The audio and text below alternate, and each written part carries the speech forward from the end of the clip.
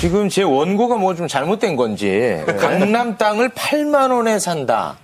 이게 또 뭔 말입니까? 올해 초에 반포 아파트 주변을 8만 원에 산 사람이 실제로 있었고요. 네? 단순히 산 걸로만 끝난 게 아니라 가격이 50배 가까이 올랐고요. 그다음에 압구정 현대아파트 주변을 네덜란드 사람이 소유해서 네. 지금은 그분에게 다시 이걸 되살려면 시세의 2배를 줘야 되고요. 네. 이건 우리나라 강남뿐만이 아닙니다. 이탈리아 콜로세움 주변을 4천 원에 사고 이 인도 타지마할 주변을 5만 원에 산 사람들도 있습니다.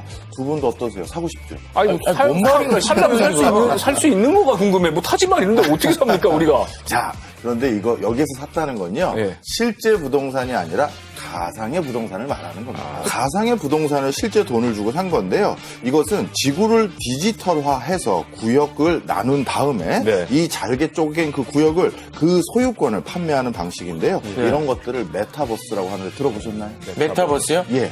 제가 사실 그 마을버스까지 공부가 되어 있는데, 네, 메타버스는 뭔가요? 스마트폰, 컴퓨터, 인터넷 속에서 가상의 디지털 지구를 만든 것입니다. 메타라는 뜻은 초월, 가상이라는 뜻이고 유니버스는 우주라는 것을 뜻하는데 현실 공간 또는 현실 공간을 초월한 가상의 공간을 만든 것이죠. 아니, 지금 댓글 보니까 마을버스는 좀 내가 다 부끄럽다. 아니, 이거 PD가 시켰어요. 이거 하루에 시청률 깜빡본다고. 채영 씨도 메타버스. 맞지? 나 안 한다 했잖아. 듣기는 들어봤어. 근데 이게 메타버스 뭐 얘기는 많이 나오는데 지금 뭐 현실로 다가오고 있는 겁니까? 네, 이게 사실 저도 굉장히 막연하게 들리는데요. 이미 우리나라에서 개발된 메타버스에 전 세계적으로 2억 명이 넘는 사람들이 2억 명이요? 네, 이미 참여하고 있다고 우리나라 사람만 하더라고요. 가입한 게 아니네요. 네, 네. 전 세계인들이 다 이렇게 참여를 하고 있다고 하는데 도대체 무슨 버스 이게 이렇게 난리인지 직접 한번 보여드리도록 하겠습니다. 2억 명. 메타버스에 들어가기 위한 첫 관문, 바로 나와 닮은 아바타를 만드는 것입니다. 평소에 하기 힘들었던 과감한 헤어스타일과 화장도 도전해봤습니다. 제 모습 어떤가요? 아유, 좋습니다. 네, 감사합니다. 지하철역이에요? 메타버스에 네, 가장 먼저 도착한 곳은 홍대 입구역이었습니다. 곳곳이 실제 지하철역처럼 굉장히 잘 만들어져 있더라고요. 마침 이렇게 지하철이 오길래 황급히 올라타 봤습니다. 오, 진짜 타네. 네, 지하철 내부도 꽤 잘 구현되어 있었습니다. 지하철에서 내려서 도착한 곳은 바로 한강공원이었습니다. 야, 수상 택시도 다녀.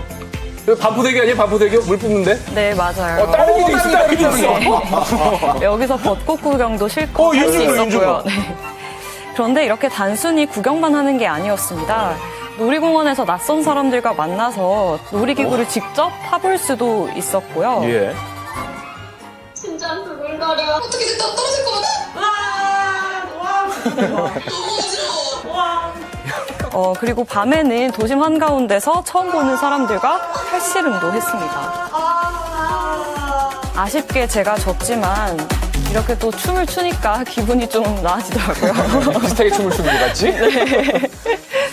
안 되는 곳이 없는 이곳, 그래서 저희 더라이브 스튜디오도 한번 만들어 봤습니다. 네. 똑같아. 네, 이곳에 제가 직접 메타버스 속 유명인들을 만나서 인터뷰를 진행했습니다. 메타버스의 매력은 뭔가요? 3D 캐릭터들이 같이 모여있는 거잖아요. 카톡으로 대화 나누는 것보다 친밀감도 느껴지는 것 같고 재미도 있는 것 같아서 30대다 보니까 더 제약이 많거든요. 현실 세계에서는. 원래 하고 싶었던 것도 크리에이티브 분야긴 한데 현실을 고려를 하다 보니까 커리어가 금융 쪽으로 쌓이게 됐어요. 제 쪽에서는 간접적으로나마 좀 할 수 있는 기회가 많은 것 같아요.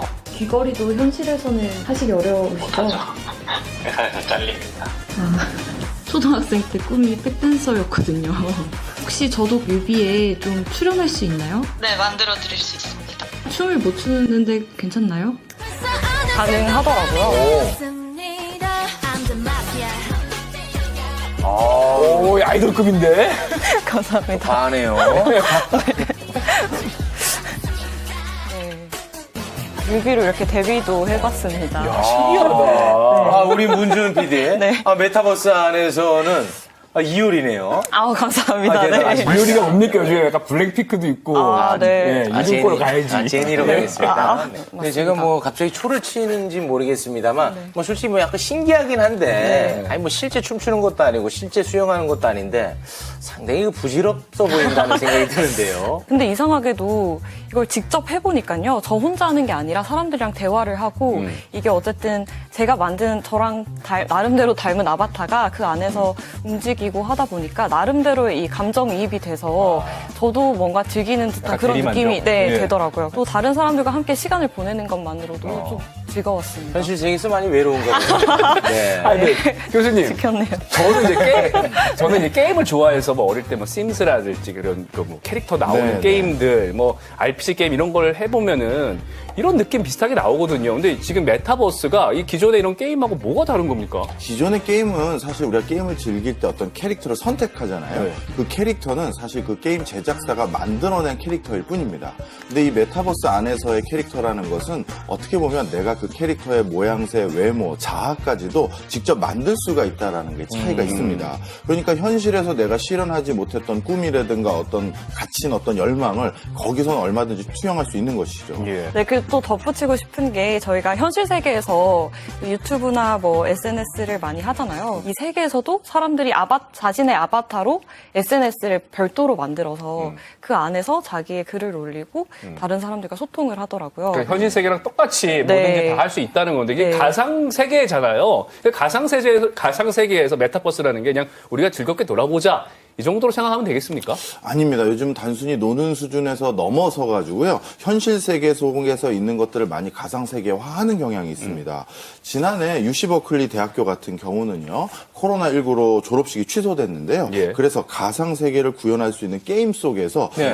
바로 졸업식을 추진한 적이 있었고요. 아. 그리고 그 게임 속에서 총장님까지 캐릭터를 만들어서 연설을 한 바가 있습니다. 그러니까 실제 총장님이? 예, 그렇죠. 오. 그다음에 국내에서도 순천향대학교가 입학식을 메타버스로 이미 진행을 한 바가 있습니다. 오. 학생들도 당연히 아바타로 입학식에 참석을 하고요. 예. 그리고 컨퍼런스 같은 경우를 메타버스로 여는 것은 이미 비일비재한 상황입니다. 오. 그러니 현실과 가상의 공간을 넘나드는 형태 이런 것들도 가능한 거죠. 그러니까 이게 뭐 그냥 장난이 아니네요. 네. 진짜 또 하나의 세상이네요. 맞아요. 그것을 좀 가장 잘 드러내주는 게 이 안에서 경제 활동이 가능하다라는 점을 줄 수 있을 것 같은데요. 실제 돈을 주고받는다고요? 네, 그렇습니다. 제가 아까 보여드렸던 그 메타버스 안에서도 이미 경제 활동이 활발하게 이루어지고 있는데요. 네. 직접 한번 보시겠습니다.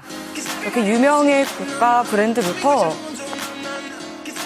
이런 게 다 상표가 있는 거예요? 네, 맞습니다. 오. 친숙한 의류들이 판매되는 것은 물론이고요. 이 메타버스에서 의류 브랜드를 직접 창업한 분도 있었습니다. 렌지 씨인데요. 제가 이분이 추천한 옷 직접 입어봤습니다. 아, 이거 직접 디자인한 거예요? 네, 맞습니다. 얼마나 버실지 궁금하시죠? 제가 직접 만나 여쭤봤습니다. 그러니까 돈을 주고 산다는 거죠? 저는 제 캐릭터랑 크리에이터 비슷하다. 활동을 렌지라고 합니다. 보수적으로 말해서 세후 1,500만 원? 그럼 한 벌에 얼마 정도 하나요? 초반에는 제가 한 22원에서 24원 정도로 팔았는데 이제 한 1년 정도 됐고 하니까 가격이 좀 올라서 한 240원에서 뭐 그 정도. 인기가 높아지니까 가격도 올라가는군요.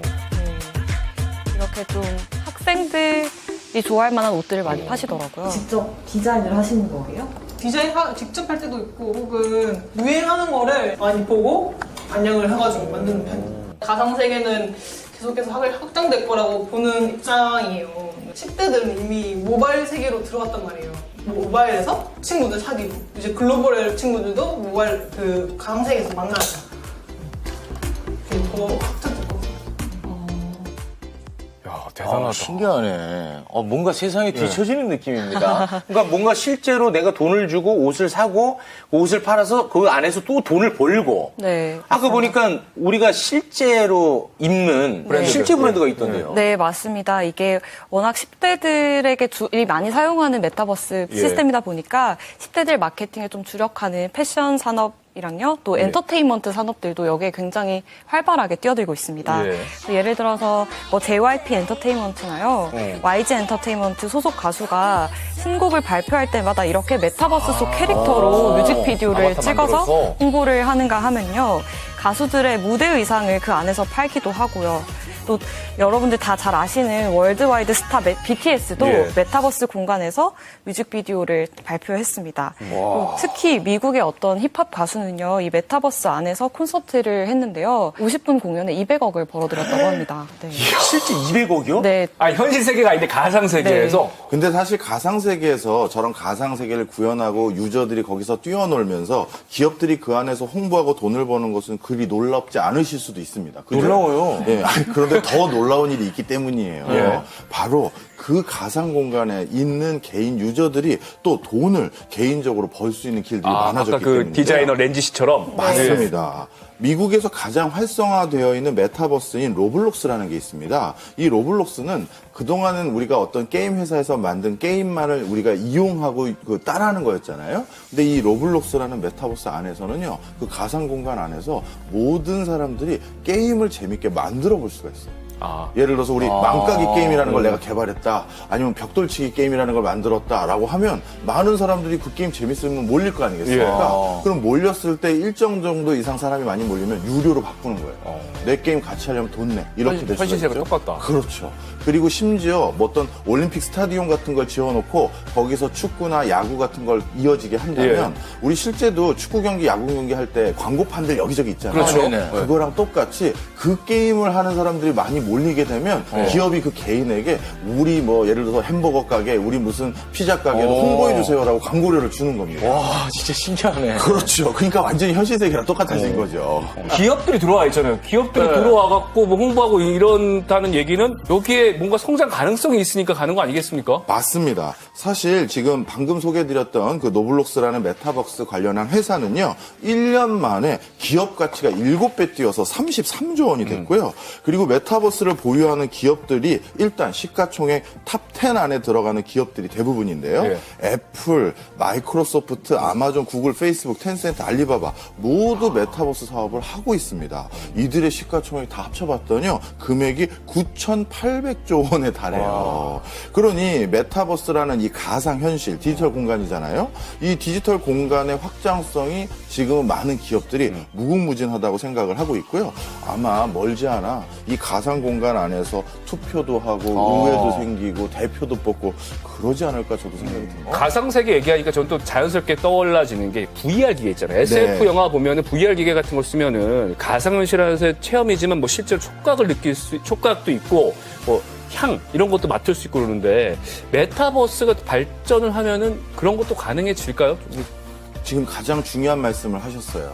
사실 우리가 어떤 놀이공원에서 VR로 롤러코스터를 하는 체험을 하면 그거는 사람들이 신기해서 한 번만 이용을 한대요. 근데 실제 롤러코스터는 그 놀이공원을 갔을 때마다 자주 이용을 한다고 합니다. 왜 그러냐 물어봤더니 VR로 롤러코스터를 타는 건 시각만 만족하지 바람 확 날리고 그 바깥의 그 촉감 이런 게 안 느껴지는 거죠. 바로 그런 문제를 해결하기 위해서 지금 메타버스와 관련된 회사들은 오감을 자극하기 위한 노력들을 하고 있어요. 대단하다. 온도, 습도, 공기, 질감 이런 것들을 센서를 달아서 마치 어떤 특정 공간에 있는 것들을 만들어 주려고 하고요. 그래서 실리콘밸리에서는 이런 연구를 이미 완성 단계에 놓은 회사도 있고 국내 연구기관에서도 촉각, 달리기, 점프 등이 가능한 VR 장비를 1, 2년 안에 내놓겠다 이렇게 하고 있습니다. 대단하네요. 현실하고 가상현실하고 헷갈리겠어요. 우리 저 오원정 아나운서도 메타버스 안에서는 꼭 유명한 아나운서가 되길 바랍니다.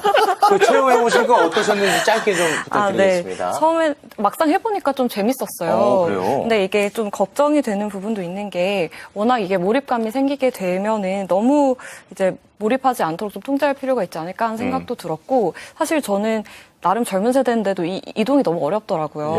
나중에 이게 좀 많이 일반화가 됐을 때 디지털 격차 같은 예를 들어 뭐 연령 차이나 이런 격차도 좀 생기지 않을까 그런 부분에 대한 좀 고민이 있어야 될 것 같다고 생각했습니다. 알겠습니다. 저도 또 하나 걱정도 있어요. 이 메타버스에서 벌써 부동산을 사고 뭘 산다고 하니까 이게 또 무슨 코인 같이 되지 않을까 해서 그 역시 여기도 아직 뭐 제도가 정비된 곳은 아니니까 너무 성급한 판단은 또 안 해주셨으면 좋겠습니다. 알겠습니다.